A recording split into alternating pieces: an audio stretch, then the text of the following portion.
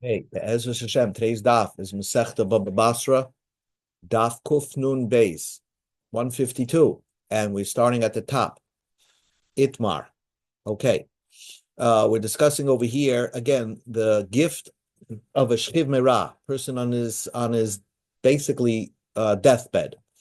And the din is that when a person on his deathbed says something that he wants to gift some assets to people, if he's gifting away his entire estate, so that's called a matnas shchiv merah, the gift of a person on his deathbed, because obviously he's deciding up and he made up his mind he's not going to live. And therefore, Chazal gave us leeway is that you don't have to make a kinyan, such that, for example, if he says my Rolex watch should go to so and so, even if that person didn't koina that Rolex watch, after the guy passes on, it automatically belongs to that person. Without any kinyan or hadba, nobody can take it because it was designated for so and so. That's called a matnas shchiv merah. The other issue with a shchiv merah is that important to note is that if he gets better, if somehow he miraculously recovers, then all bets are off. Then he gets back the thing that he designated for somebody else. Furthermore, with a shchiv merah, as long as he still didn't die yet, even if he said something, I want to give it my Rolex watch to this person, to Ruvain, and then he changes his mind, he could, because as long as he didn't die, even though he said he originally wants to give it to Ruvain, he could change his mind and give it to Shimon. Okay, so that is the din of a shchiv merah. When, as you know, when a healthy person gives a gift to somebody, and that person made a kinyan to acquire it. For example, let's say he was gifting his Rolex watch, and the other recipient just lifted the watch and said, "It's mine." Obviously, he gets to keep it. There's no backsies over here. Furthermore, not every kinyan has to be, the guy lifted it up. If the recipient did a kinyan, let's say, like what you do when you sell chametz to the rabbi, when you do a kinyan sudar, so where you take the pen of the rabbi and you give it back to him, and with that, he's makna everything to you. So that is a kinyan when the recipient will give something, let's say a pen to the shchiv merah, and the shchiv merah and the person says, okay, I'm giving as an exchange my watch to you. So this is the discussion of this Gemara. Itmar, the matna shchiv merah, guy in his deathbed was giving gifts as a dying person. But he did one extra thing, shikosa kinyan. He wrote a star that I want to give, let's say, my watch to so and so, my Rolex watch to this person. But he also wrote a kinyan in the star that saying that he did a kinyan with this person, that the recipient gave him something and he was makna it fully to that person. Well, that's unnecessary, because a shchiv merah does not have to say that you did a kinyan. As we said, if you're on your deathbed, just by saying or writing down that you want to give your watch to somebody, so that's enough. So when he wrote that he said that there was a kinyan involved, that the recipient did an acquisition, so he made it worse for himself, because basically what he is saying is that I want it to be like a healthy person giving a gift, but the gift doesn't take effect till after I die. And therefore, the klal is the star, a kinyan cannot take effect, or the star does not take effect after a person died. So did he make it worse by adding these shekasaba kinyan, that he wrote a kinyan into that star? So Rav Mishmei Rav Amri, in the house, in the yeshiva of Rav, they say in the name of Rav, Arkeve Atre Rikshe, that the guy is riding on two horses. It means he made it better for himself. In fact, he gets the benefits of a shchiv merah, and he gets the benefits of a matnas bori. It's like a gift from a deaf man, and it's a gift from a healthy person. So you get both. Shmuel says, Lo yadana ma odom ba. I don't know how to decide this case. And basically Shmuel saying that the recipient gets nothing because the guy, the Shchimara made it worse by adding this words that he wrote a kinyan there. So the Gemara explains what the machlokes is.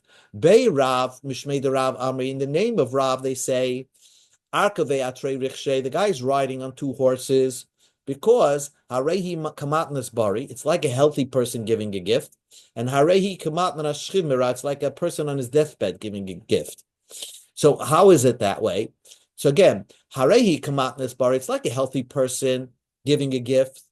When a healthy person gives a gift, as we explained, Shim Ahmad, if a healthy person gives a gift, there's no backsies. Any healthy person giving a gift to somebody and the guy made a kinyan, you can't say, oh, I want it back. It's too late. So Shim Ahmad, if he decides, if he gets better, he doesn't get it back. Why? Because the recipient made a kinyan with it. So it's like belongs to the recipient. So, and therefore it's like a matnas bari. He cannot retract even if he gets better. And Harei Kamatna Shchimera, but it's like a deaf man giving a gift, because a deaf man giving a gift could give many types of gifts. In fact, he could give a watch, and he could also give if somebody owes him money, an outstanding loan, right? A verbal loan. So it's a verbal loan. The guy, he owes him money. He can gift it off as a shchimera. But as a matnas bari, you can't give that. So if somebody owes me money, let's say, Baruch Hashem, I'm healthy. So if somebody owes me money and I have no shtar on it, I can't gift the right for somebody else to collect on that loan because it's not written on a document. But as a shchimera can give that right for somebody else to collect on that loan. So this type of matnas shchimera would work if it was a loan that you're gifting over. Shem Omar halva asa leplani, if he wrote in a document on his deathbed that my outstanding loan that I'm supposed to collect from so and so, I'm giving it and gifting the right to somebody else to collect it. So then it works. Halva asa leplani, that loan now has to be paid back to so and so, because at the end of the day, when he's writing this document, he's a shchimera also. So he is a shchimera. So again, matnas shchimera, who added these words, a kinyan, into the document, basically saying a kinyan was made, has the power of both being a shchimera's gift and also the power of being a bari's gift. And that is the opinion of Rav. Shmuel says, no. When he was a shchimera and he said, I'm gifting my watch to somebody, so that was enough. When he said, I'm adding a kinyan, and that really I wanted him to acquire it, or he acquired it, and he wrote it in a document. Well, the document says that, the document probably says that this all takes effect after he dies. So maybe he retracted using the power within him as a shchimera, and is using the power within him as a regular matnas bari. And as a matnas bari, you're telling people that you want a document to have an effect after you die, and that doesn't work. So therefore, Shmuel Amar, that's what Shmuel says. Lo yadana adam bai. I don't know how to precisely understand what this person did, because he's like saying something the opposite of what he needed to do.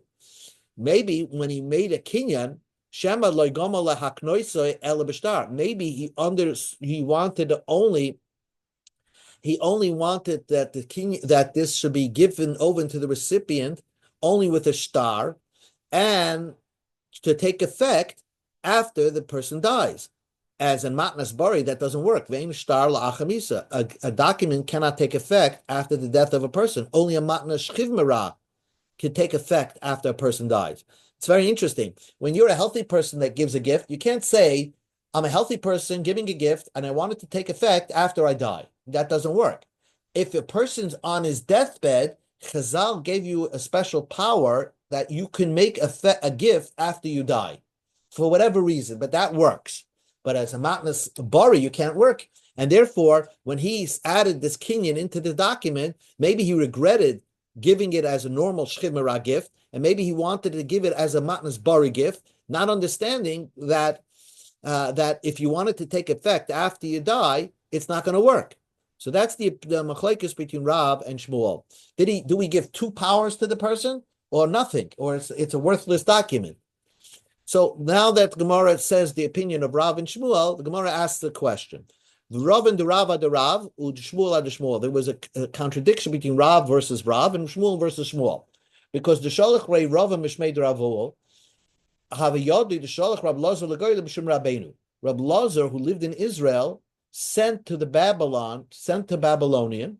He probably learned with Rav, so he had a direct halacha that came from Rav himself.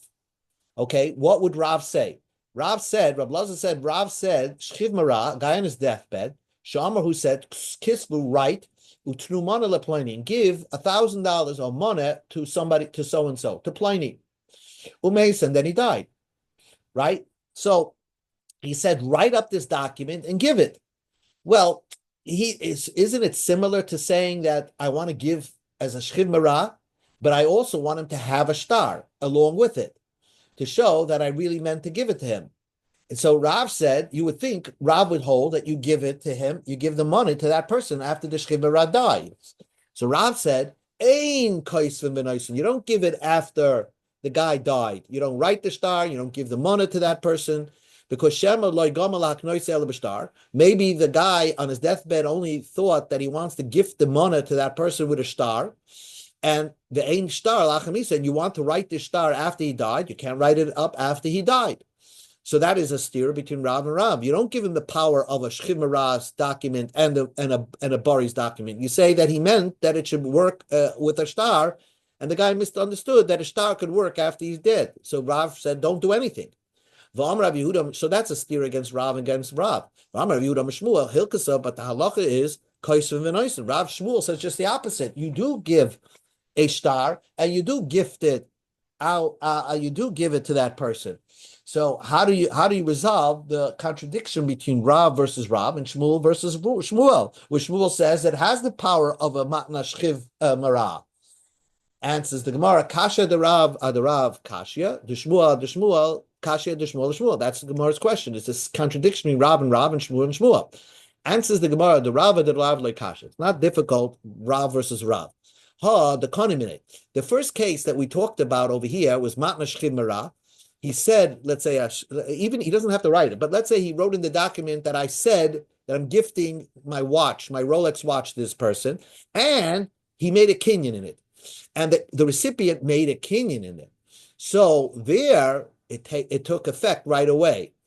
The konamine, it took effect right away. Therefore, Rav said that it has the power of both matna shchiv mara and the matnas bari. The loy konamine. Here, there was no kinyan. All it was the guy on his deathbed said, write a star and give it to somebody, to give a money to Pliny. So the fact that he said write it and give it after, it probably meant that he meant to give it after he dies, and that's Rav is correct. Ein star lachamisa. You can't write the document after he dies and then gives money when the person when the person died, all his assets went to his inheritors. The Shmuel like Kasha. Shmuel is not a difficult thing, because Shmuel says b'miyapes koichet. Shmuel, the way they learn, when Shmuel said Hilkasa, he was not referring to Rav's case that koisvim v'noisim. You would write it if a person would say that in addition to making a matna shchiv mara, if the guy explicitly said that I want that it should be a matna shchiv mara, plus he should have a document. When you say both things, then even Shmuel would agree. If you said it verbally, it wasn't like we're trying to interpret what you meant. But if you actually said so, then Shmuel would say kaisvim b'noisen, because he really said that he wants to have a matna shchiv mara, and he's just writing a document so that the guy could also have a piece of paper to show his friends that look what this dying person gave me before he died. But the dying person said that I want it also to be a matna shchiv mara. So then Shmuel will not say that you give it back or he doesn't get it. And Shmuel is not talking about the same case of Rav in this case of Shchizmash Kisvei Vitnu. He actually says that if it was a Meyape es Koichai, then then we'll follow through on what the guy said. So it's a shchimara plus a matnas bari. The Gemara tells the story. Yosef Rav Nachman or Yitzchak Chari de Rava. Rav Nachman Yitzchak was sitting in back of Rava. Yosef Rava Kamei de Rav Nachman. And Rava was sitting in front of Rav Nachman in Kabaya Minei. Rava was asking Rav Nachman, Mi Amar Shmuel. Did Shmuel say, by the first case that we said, that a guy wrote in a star, and it wrote also that, I'm making a kinyan, or I made a kinyan with the guy. And Shmuel said that you don't follow through on this because maybe it's not a matnas chimera, only a matnas bari, which can't take effect after he died. Did Shmuel say such a thing? Well, Amar Rav Yehuda Amar Shmuel, Yehuda said in the name of Shmuel, Shchimera shekasav kol nechasav lachem. A guy on his deathbed wrote, all my possessions belong to strangers. Okay, Afal pi shekana biyada, even though they made a kinyan. And they all said, we're taking a guy, made all his kinyans, took his cufflinks, his watch, his suits. Ahmad, if he gets healthy, chayzer, it goes back to the shchiv marah. Because we can see clearly that the only reason why he distributed his assets, because in his mind, he was dying. And therefore, if he gets healthy and survives this, he gets it all back. B'Yedua, we know, we got on the base,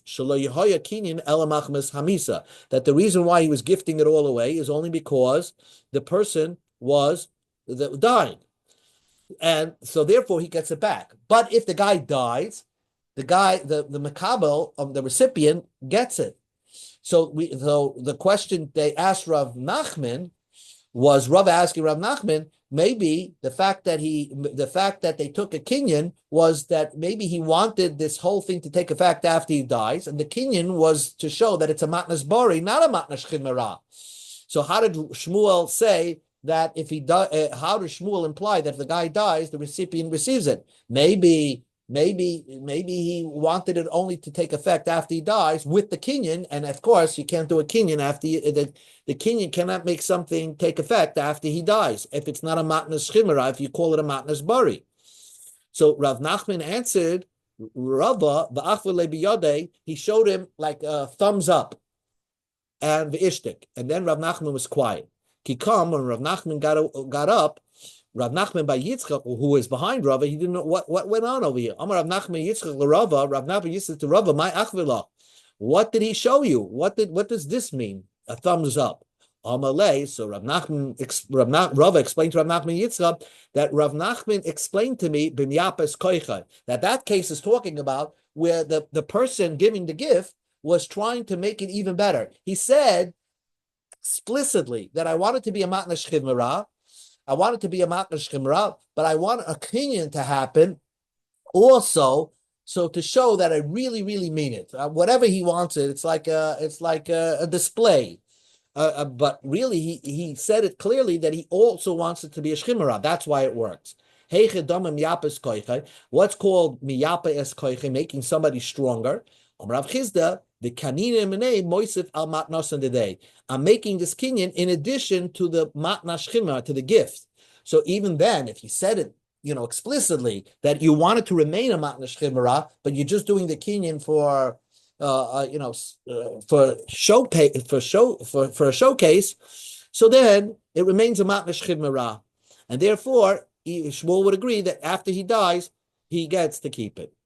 So we learned another thing according to Shmuel, that if the guy says it beferish that I want it to be a matnas chimera plus this, then Shmuel would agree that it takes effect after Misa. It still remains a matnas chimera. The Gemara continues and says, Pshita, it's very simple. If a person on his deathbed wrote that I'm giving my assets to this person, to Reuven, and then he changes his mind and didn't give the star to Reuven. He wrote another star and he said, I'm giving my assets to Shimon. So I knew that, of course, you could change your mind as long as you didn't give it. Your will can nullify a previous will. In other words, you could always change your mind as a shchimera as long as you didn't give the star to the recipient. But what happens? Kosev, a guy on his deathbed wrote a star, v'zika lezeh, and he transferred it over Zika means he transferred the star that this is a matna shchimera, and I'm giving it to Reuven. And then he cuts off the Zika Lazeh, and then he wrote another star as a shchimera and transferred that star to Shimon. Who gets it? Rav Amar Rishon Kana. Rav says Reuven gets it. Ushmuel Amar Sheni Kana. Shmuel says Shimon gets it. So the Gemara explains. Rav Amar Rishon Kana. Rav says Reuven gets it. Harehi Kamatnas Bari. It's a gift. Because why did you have to transfer a star to that person, to the Reuven? Why did you have to transfer a star to Reuven? If when he as soon as you did it, it's basically you want it to be a gift that you cannot retract, that you cannot change your mind, and therefore once you wrote it and transferred as a shchimera to Reuven, you can't change your mind and say to shchimera to Shimon. Shmuel Amar Sheni Kana. Shmuel says Shimon gets it, the second guy, because it's at the end of the day, when he was doing all this writing, he was on his deathbed. And a shchimera always has the chance to change his mind. Harehi kamatna shchimera. It's like any matna shchimera. When a guy verbally says, "I want to give my cufflinks to this person," he could change his mind, say, "No, I want to give it to another person." So if he wrote it on a document and gave it to the document to the first person that he's getting the cufflinks, Shmuel says you could always change your mind and write another document. You're giving it to somebody else. So that's what Shmuel says. So the Gemara says because the second document supersedes the first document. Says the Gemara, zimra, but kinyan. Isn't this similar to the machlekes we had in the beginning of the page? That a matna shchimera, that it wrote a kinyan in it. That Shmuel says that you give the kinyan the strength, and maybe the kinyan was the way the mechanism that he wanted this to take a place. And Rav says, you look at what he did previous, the first thing that he did, he was a shchimera. So it seems that Rav and Shmuel are having the similar machlekes. So the Gemara says like this, no, tzricha, I would need this other machlekes. The Yitma Baha, if it would just say that machlekes, Baha, in the first machlekes, shchimera shekasaba kinyan, Baha kamarav, dear Rav said, mishum the kanamine, because it was an actual kinyan that happened. It wasn't the guy who the recipient actually maybe lifted the item that he was going to get. So therefore, it was a kinyan. That's why Rav says that the guy could keep it even after he dies, because he already made a kinyan. Avo baha deloy kanimine, but in our case where he didn't make a kinyan, so maybe he just got a piece of paper that says he's going to get it, but that he didn't make a kinyan in the item that he was going to receive. Maybe he'll agree to Shmuel that as long as the guy didn't die, and the shchimera didn't die, he could change his mind and give it to another person. If we just say the machlekes by the second case, I would say b'hakam Shmuel. In this case, Shmuel says you give it to the second person. But in the case of shchimera shekasab kinyan, when there was an actual kinyan made, maybe he'll agree to Rav that it takes effect because the guy made a kinyan. Sricha, that's what you need both machlekes for. So we'll finish up over here. Basura masna hachi, the Pumpadisa masna hachi. In Pumpadisa, they had another version of what the machlekes between, another interesting point between Rav and Shmuel. They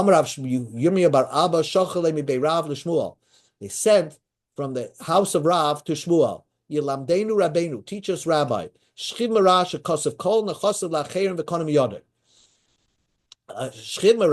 that wrote a document to other people and transferred the document to somebody else, and there was a kinyan made. So let's say the document says that he's giving his cufflinks. The person got the document from the shchimera, and not only that, made a kinyan on the cufflinks. He went to the guy's house and he actually lifted the cufflinks. Maho, what's the din? Can the person change his mind? Can the shchimera change his mind? Or can he get it back if he gets better? Shalach luhu, so Shmuel sent, Einach kinyan klum. Once the kinyan happened, you can't get it back. Even if the shchimera gets better, because over here you have a verbal statement. The guy's writing it in a document. He's transferring the document to the recipient. The recipient made a kinyan on the thing that he's going to get. For example, in my case, is the cufflinks. So if you did it all that, there's no backsies over here. Even Shmuel would agree. So we go to Amid Kof Mem Nun Gimel. Savamine Hamini Mila'acha. They all thought that Shmuel meant you can't change your mind. The Shchibara can't change his mind and give it to somebody else. Avala Atzmai, but if he got better, loy, then he would get it back. Then it belongs back to him. Amalu Rav Chizda, Kiyasu Rav Huna Mekofrim Pirsha. Rav Huna explained, who was a student of Shmuel, he explained that Bein La'atzmai Bein La'cherim. He can't change his mind, and even if the Shchimara would get better, he doesn't get it back. Why? Because again, as a Shchimara, all he had to say, I'm gifting my cufflinks. By adding all these parts to it, by writing it in a document, giving it over to the recipient, having the recipient do a kinyan, so then there's no backsies. Not only you can't change his mind, but even if the Shchimara would get better, he doesn't get it back. And that's what we say. A man made a kinyan, also, and he wrote it down, and he was a shchimara, and he got better. And also Kame to Rav Huna, and he came to Rav Huna begging, "Can I get my items back?" Amar Rav Huna said, "Too late. What can I do for you? You